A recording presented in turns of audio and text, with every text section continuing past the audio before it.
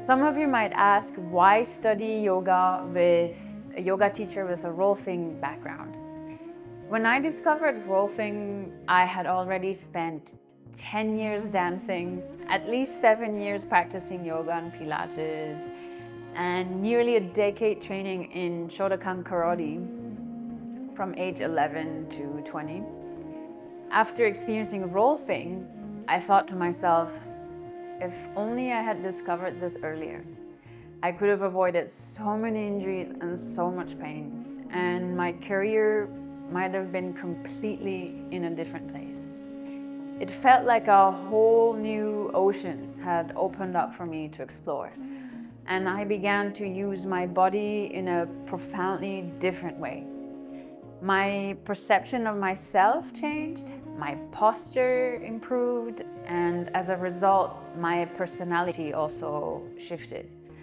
I went from being overly ambitious and driven with a fiery temperament to a much calmer, grounded, and more centered, measured person, moderate.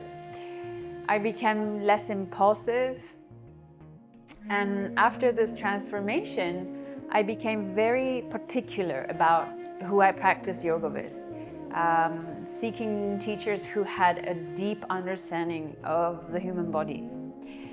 That's when I realized the unique value a Rolfer brings to yoga practice. Some of the key skills a Rolfer has is, for example, the ability to perceive how practitioners orient themselves in space and how their relationship with gravity affects their stability and posture. From my perspective as a Rolfer, I can see why someone might tense up in a certain yoga posture or struggle to access other more complex postures. Often, yoga practitioners or athletes or dancers, movers seek strength, stability, and support in areas of the body meant for expression and movement, taking action, which creates tension and restricts ease of movement. I help practitioners to build stability where it's needed, allowing for greater freedom of expression in their practice. A Rolfer can also identify inefficient movement patterns and faulty coordination. The sequence in which we activate muscles and initiate movement is crucial for efficiency and ease.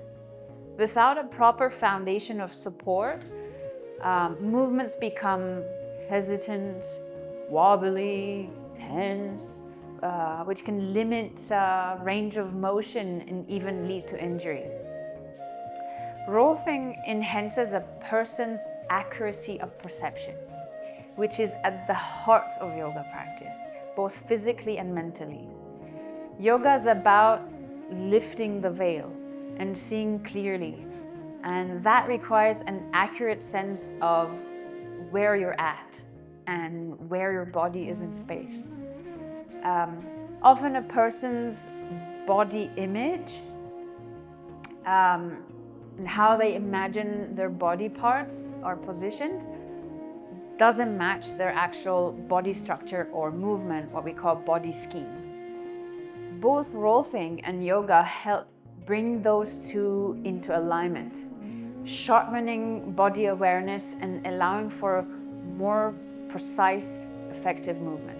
Ultimately, working with a Rolfing professional while practicing yoga helps you develop a heightened awareness of your breathing, body, making your yoga practice safer, more effective, and more transformative.